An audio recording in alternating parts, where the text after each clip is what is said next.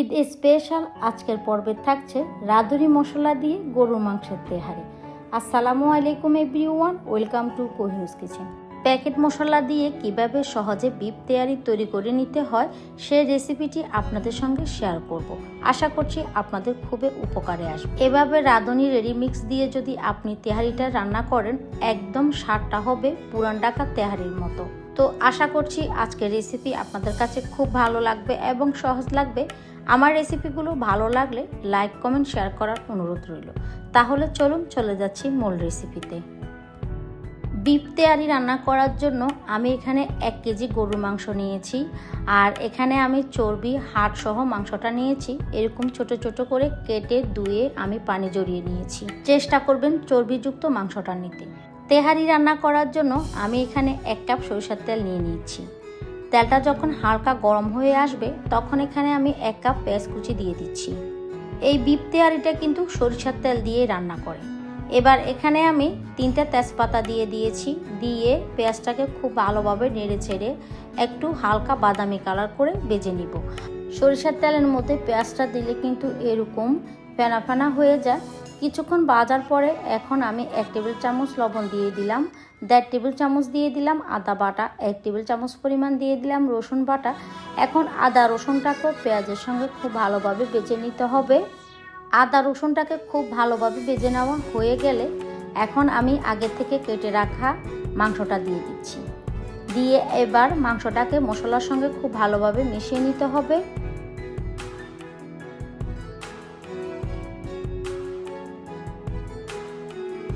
নেড়ে চেড়ে খুব ভালোভাবে মিশিয়ে নেওয়া হয়ে গেলে এখন ঢাকনা দিয়ে এটাকে আমি 10 মিনিট কষিয়ে নিব। 10 মিনিট পরে আমি ঢাকনাটা তুলে নিচ্ছি, আর দেখতে পাচ্ছেন অনেকটাই কিন্তু মাংস থেকে পানি বেরিয়েছে। এখন আবারও খুব ভালোভাবে নেড়ে চেড়ে দিতে হবে। এবার এখানে আমি 2 টেবিল চামচ টক দই একটু ফেটিয়ে দিয়ে দিলাম, আর 1 চা চামচ দিয়ে দিচ্ছি আমি লাল মরিচের গুঁড়া, 1/2 চা চামচ দিয়ে দিচ্ছি জিরা ধনিয়ার গুঁড়া। এখন আবারও সব কিছু মিশিয়ে নিতে হবে। এবার নেড়ে ছেড়ে ঢাকনা দিয়ে এটাকে 30 মিনিটের জন্য কষিয়ে নিব। আর মাংস থেকে যে পানিটা বেরিয়েছে ওই পানিতে কিন্তু মাংসটা খুব ভালোভাবে কষানো হয়ে যাবে। আর এখানে আমি 7-8টার মতো কাঁচামরিচ কেটে ফালি করে দিয়েছি। তেহারির মধ্যে কাঁচামরিচের জালটা খেতে খুব ভালো লাগে। এবার আমি তেহারি মশলাটা দিয়ে দিব। এখানে দেখতেই পাচ্ছেন রাঁধুনি রেডিমিক্স তেহারি মশলা নিয়ে নিয়েছি। প্যাকেটের গায়ে লেখা আছে 2 কেজি মাংসের জন্য 1 প্যাকেট তেহারি মশলা ব্যবহার করতে হবে। তো আমি যেহেতু এখানে 1 কেজি মাংস নিয়েছি সেই জন্য অর্ধেকটা প্যাকেট আমি ব্যবহার করছি, বাকি অর্ধেকটা আলাদা করে রেখে দিয়েছি। পরবর্তীতে যদি আমি আবারও তেহারি রান্না করি তখন এটা ব্যবহার করব। সব কিছু খুব ভালোভাবে নেড়ে ছেড়ে আমি ঢাকনা দিয়ে এটাকে খুব ভালোভাবে সিদ্ধ করে নিব। চুলার হিটটাকে লো মিডিয়ামের মাঝামাঝি রেখে মাংসটাকে প্রায় 30 মিনিটের জন্য কষিয়ে নিব।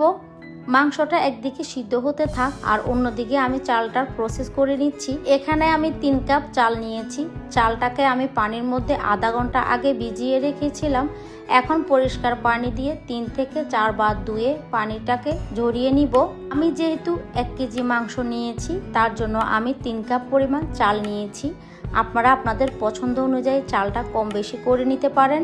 এদিকে 30 মিনিট পরে আমি আবারও ফিরে আসলাম, আর এখানে আমি মাঝে করে 3 থেকে 4 বার মাংসটাকে নেড়ে চেড়ে দিয়েছিলাম। তো দেখতেই পাচ্ছেন মাংসের কালারটা কিন্তু একদমই চেঞ্জ হয়ে গিয়েছে। আমি কিন্তু এই মাংসের মধ্যে আর কোনো রকম পানি দেইনি।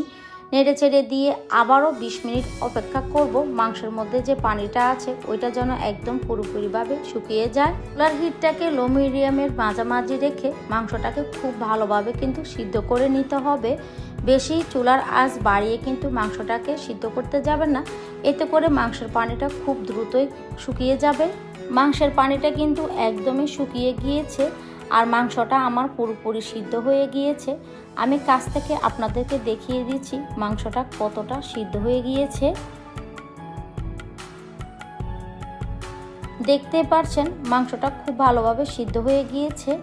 তো এখন আমি এই মাংসটাকে জল থেকে উঠিয়ে নিচ্ছি।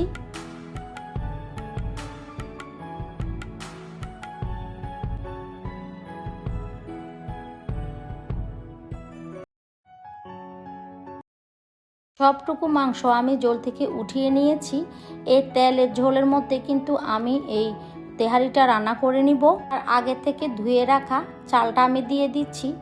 এই ঝোলের মধ্যে যদি আমরা তেহারিটা রান্না করি, এই তেহারির স্বাদটাই হবে একদমই অন্যরকম। এই তেহারির জন্য এক্সট্রা করে কোনো তেল মশলা ব্যবহার করতে হবে না। এই ঝোলের মধ্যে কিন্তু তেহারিটা রান্না হয়ে যাবে। তো চালটা দেওয়ার পরে আমি খুব ভালোভাবে চালটাকে নেড়ে ছেড়ে ঝরঝরে করে ভেজে নিচ্ছি। এই তেল ঝোলের মধ্যে যদি আপনি চালটাকে খুব ভালোভাবে ভেজে নেন, তাহলে তেহারির মধ্যে যে একটা ফ্লেভার থাকে সেটা চালের মধ্যে ঢুকে যাবে। তো চুলার হিটটাকে হাই মিডিয়ামের মাঝামাঝি রেখে চালটাকে খুব ভালোভাবে আমি ভেজে নিয়েছি। এবার এখানে আমি ফুটন্ত গরম পানি দিয়ে দিচ্ছি। আমি এখানে 3 কাপ চাল নিয়েছি। 3 কাপ চালের জন্য আমি 6 কাপ পানি দিয়েছি। চাল থেকে পানির পরিমাণটা ডাবল দিতে হবে। এবার এখানে আমি 1 টেবিল চামচ লবণ দিয়ে দিলাম, দিয়ে খুব ভালোভাবে নেড়ে ছেড়ে দিচ্ছি। এখানে আমি 7-8টার মতো কাঁচামরিচ দিয়ে দিয়েছি। তেহারির মধ্যে কাঁচামরিচের পরিমাণটা একটু বাড়িয়ে দিতে হয়, কাঁচামরিচের ফ্লেভারটা খুব ভালো লাগে। তো চালটাকে খুব ভালোভাবে নেড়ে ছেড়ে দিয়েছি আর ঢাকনা দিয়ে দিয়েছি। দেখতে পাচ্ছেন পানির মধ্যে বলক উঠে গিয়েছে, আবারও নেড়ে ছেড়ে দিলাম। এবার এখানে আমি 2 টেবিল চামচ পরিমাণ গুঁড়া দুধ দিয়ে দিচ্ছি, দিয়ে আবারও নেড়ে ছেড়ে দিচ্ছি।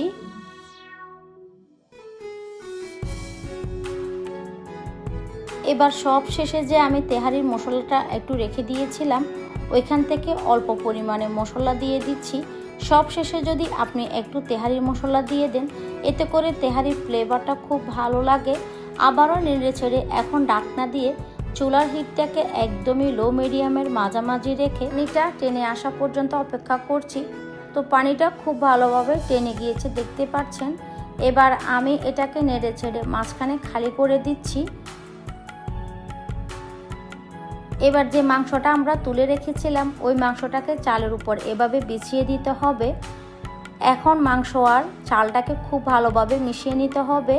এই পর্যায়ে চালটাকে মাংসের সঙ্গে খুব ভালোভাবে মিশিয়ে নিতে হবে। চালটাকে মাংসের সঙ্গে খুব ভালোভাবে মিশিয়ে নেওয়া হয়ে গিয়েছে। এখন এই পর্যায়ে এসে আমি 1 চা চামচ কেওড়া জল দিয়ে দিচ্ছি, দিয়ে ঢাকনা দিয়ে চুলার হিটটাকে একদমই লো করে এটাকে 10 মিনিটের জন্য অপেক্ষা করব।